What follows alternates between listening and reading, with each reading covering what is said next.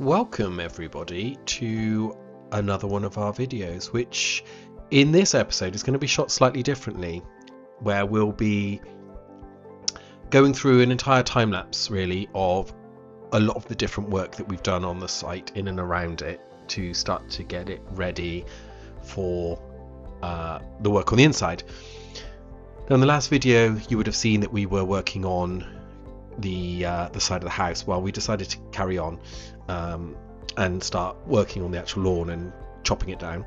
As you can see, this makeshift attempt at keeping the grass firing at the back because it was a bit too wet by Mike actually ended up working quite well, although it did naturally throw quite a lot of grass at the back. We could then rake that up afterwards more easily than clogging the lawnmower itself. I'm there with the strimmer just trying to take down some of those big lumps and bumps that were already there to make it easier for Mike to go over. And actually I must admit it was quite a therapeutic process really, because it's just kind of there mulling around with the strimmer. I enjoyed it until I think at one point I realised the strimmer really was just blowing the grass around. I think I'd done something wrong with the blade or the blade, whatever it's called, the piece of like plasticky wire thing which whizzes around. Again, very technical. You'll learn that I'm not the most technical when it comes to the building stuff. So whilst Mike was finishing up with the grass, one of our big focuses on that day was working on the hedge at the back there that's kind of separating this and the chicken coop. So out comes the hedge trimmer, which again had been left in the barn. So thankfully this lawnmower and the hedge trimmer had been left there, and it just started to try and get it a bit more manageable because we need to open all of this up. We need to see what was there in terms of the space, but also it was just really, it's a hodgepodge mismatch of stuff. As you can see, it's got corrugated metal, just like concrete posts. It had some fallen tree piled up against it, loads of brambles, stinging nettles, you name it. It kind of, and on the other side inside the chicken coop they had just piled up loads and loads and loads of grass cuttings. Again, it was making it not the most practical use of the space, and although we will have chickens in the future, those chicken coops were not salvageable and the space up there was quite tight. So yeah, we were clearing out as much as we could of this, kind of systematically trying to work our way through. Now some of it had turned into massive clumps of sort of brambles and wood, so again you're kind of having to be conscious of where we were snipping in order to try and untangle a lot of the things that had all just got interwoven with each other. And we're trying to salvage as much of the green waste as possible. When I say salvage, recycle it. So with the green bin that we did have on site, we've been trying to put it in there as much as we can. This orange line represents where our fence line has to go, so we just temporarily demarcated it so we knew where we were trimming the grass to, but also we need to clear it so that we can get the posts into the ground.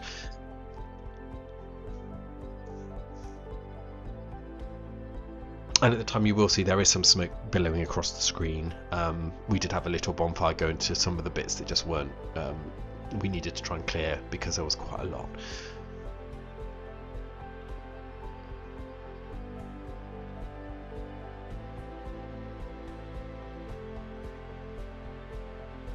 I must admit I did find it quite satisfying watching time lapses back. I don't know about the rest of you, but this has actually been shot slightly differently. So we're not experts when it comes to any form of content production, which you will know. Obviously we've had the issue with the sniffing in video 2 because it was a particularly cold day, but we were initially shooting a lot in time lapse and then we realized we weren't actually really engaging with the camera at all. And when you follow people's YouTube journeys, there's a big part of that which is actually around getting to know the people. So we recognize that there is work to be done there, and actually doing an introductory video about ourselves, introducing who we are. So I've clubbed together a lot of the time lapses that we did, and the reason it's all a bit jolty in a way is because I've actually then had to slow them down to half pace in order to be able to talk about them. Otherwise I would be racing through this at a speed of knots that would make no sense. So it's kind of got a bit like a I don't know what they call it, like a stopgap animation vibes, where it's almost like someone's been moved and then reshot, moved and reshot, moved and reshot. That's not the case here. It literally is just a time lapse. It's then been slowed down, and I quite like the effect. I mean, we're Bristol based originally, and Aardman Animations, if any of those of you that know, who produce Wallace and Gromit, they're based out of Bristol. So there's something quite fun about that. A lot of this metal, again, there's so much metal around the site. It's just in random places that needs to be, as you can see there, Mike finding it at the side of the chicken coop, just needs to be all gathered together so we can get it removed in one go, really.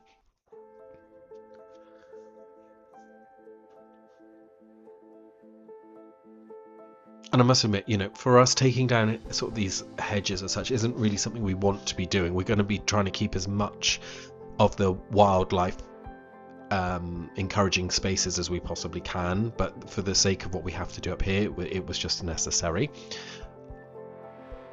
But as I move towards the tree, which is in the right hand corner, which almost you can't tell is a tree because there is so many brambles intertwined into it, there was a real concerted effort to try our best to make sure that we could just cut all the brambles around and not actually damage the tree, and see if we can keep that tree in situ as best as possible.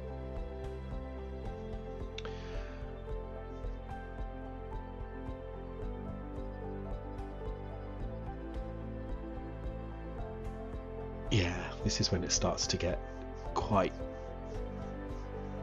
just trying to work my way through what was bramble, what was something else, what was part of the tree. There's some other kind of small hive thing between the chicken coop and this tree. I'm not sure what that housed.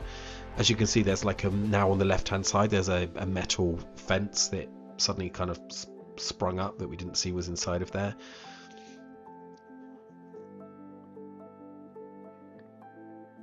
And a couple of people have been asking about this fence. So when we went to auction, and we'll probably do a video just about the whole auction process because it's never something we've done before, it was a condition of the auction, as part of the pre-sale legal pack, that the purchasers were to erect a stock-proof fence of post and rail around the edge, the new boundary that was being marked, within the first 3 months. So we knew when we bought it that we were just going to have to do that and take responsibility for it. But the one thing that's difficult is that we actually have to, like I said, make the space available so that we can actually get both sides to install it.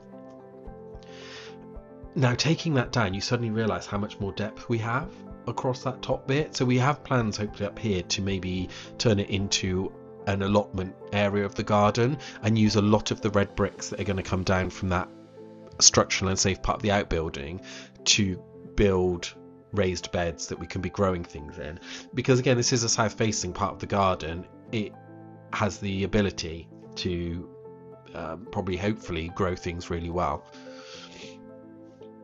I think at this point our green bin was full, so we had to start piling up the waste. Whereas this, for example, that you're seeing going in there now is the piles of grass that have already started to turn into compost that had been there. So we're doing our best to try and separate those and put them in our compost bin, and then separate the brambles that we've cut down and pile them up against the side of the chicken coop so that we can tackle them when the next green bin collection comes.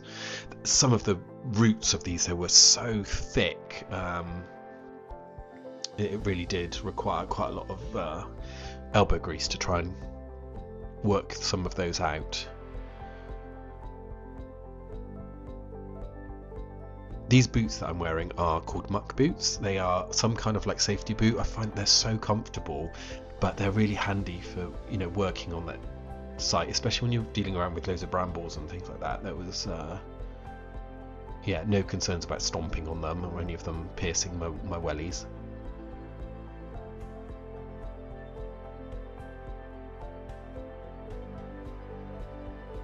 Yeah, more bricks. There's bricks everywhere around the site. It can be quite challenging when you're trying to dig up and then all of a sudden you just find some bricks.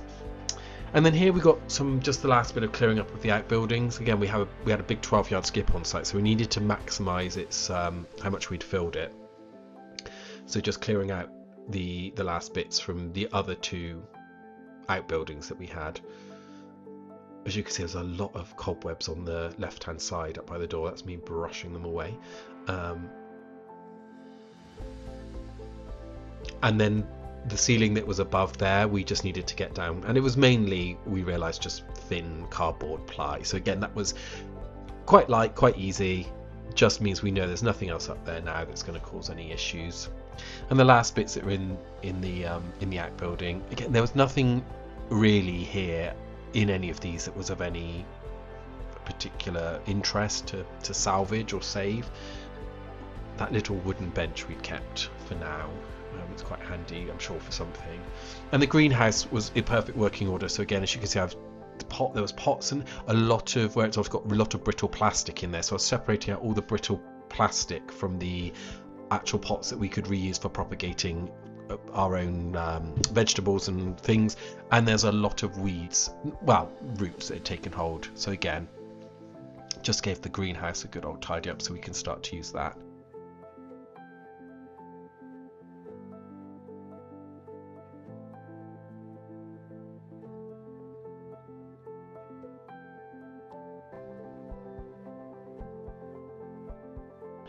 And then we moved inside to just clear out a lot of the stuff that we'd been piling up into the top bedroom, where we'd originally taken up the floor in the two bedrooms just to see what the state of the floorboards was like.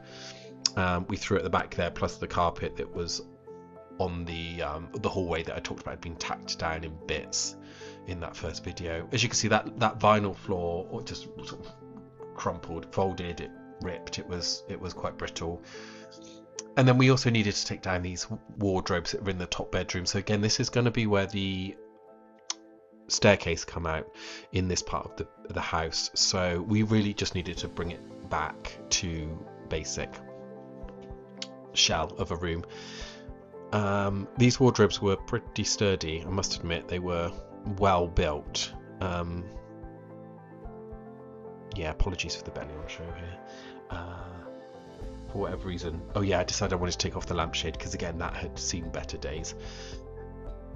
And then I was having a look because the water tank was being supported by the wood that was being supported by the internal wall of this wardrobe. So I was just trying to figure out what was safe to remove, what needed propping, and thankfully, because there was a load of wood on site, I had the ability to go and chop some later on, you'll see, and provide some supports for it.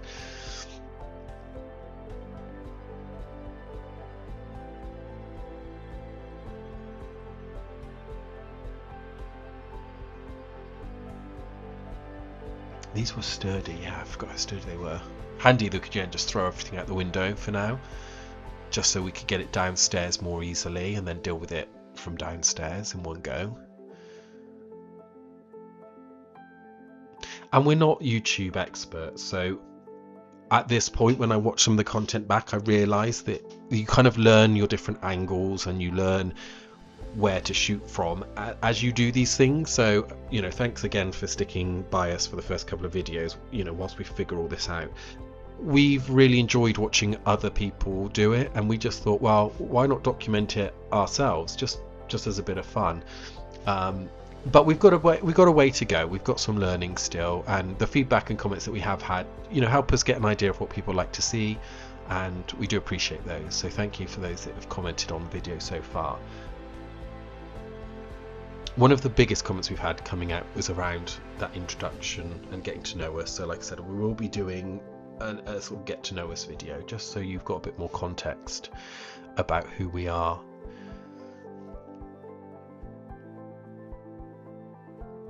We always find there's a balance to be struck between the content you're trying to produce about the actual stuff you're doing, but recognizing that people like to get to know the people behind that as well.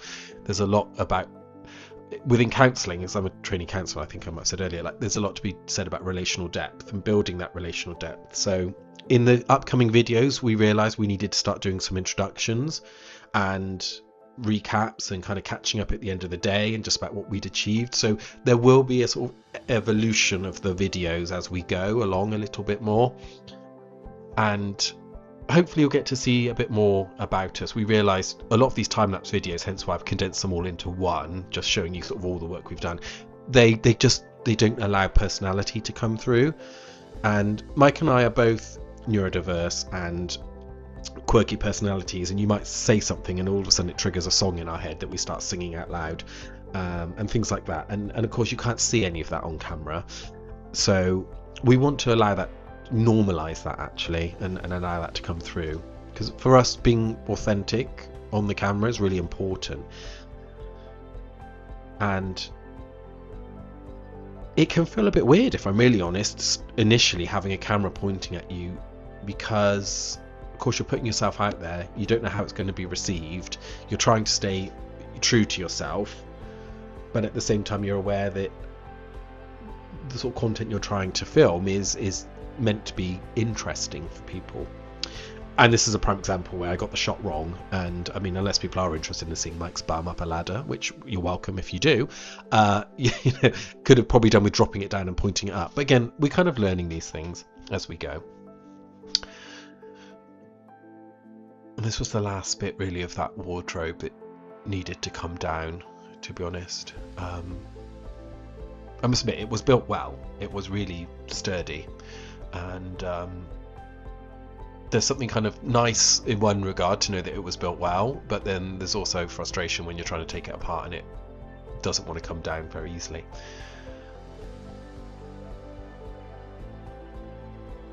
Particularly that plasterboard in the middle, that was that was pretty well attached to that stud work. And if any of you have ever done old properties when they nailed really, really big thick nails in through stud work into the floorboards, this is what we came up against with this middle wall. It required a lot of elbow grease to try and get some of this moving.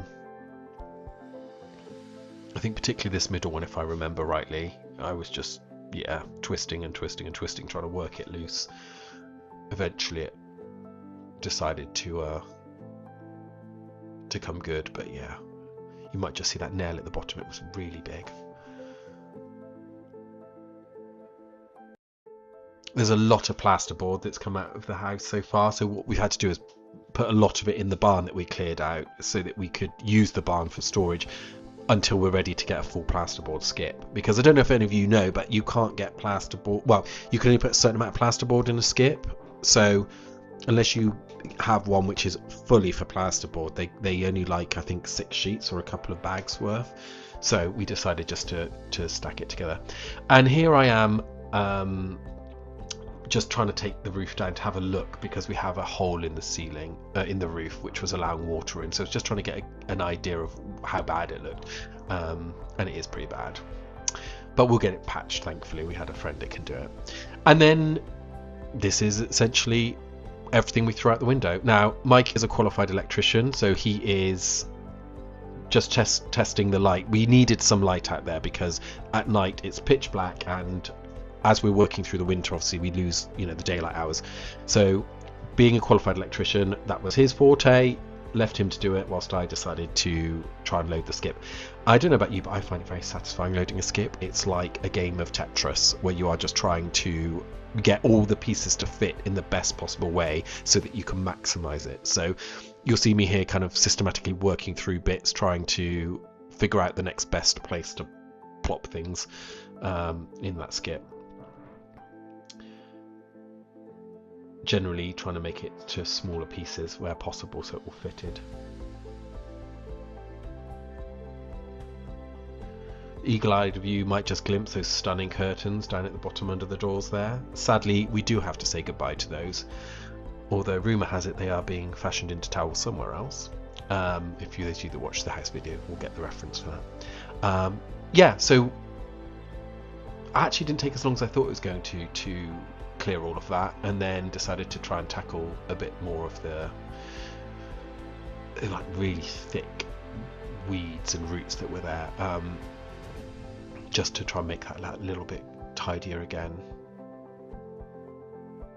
As you see, Mike was admiring his work, spotlights on, which was really handy, and there's just me doing a last little bit of yeah, trying to get this stump.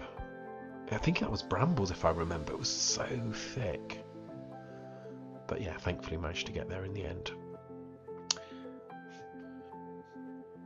So that's pretty much it so far. Thank you for those of you that have decided to like and subscribe and add comments. It really does help us. All it leaves me to say is have a great rest of your week. We'll be back again next Friday with another video, and we look forward to seeing you then. Okay, bye bye.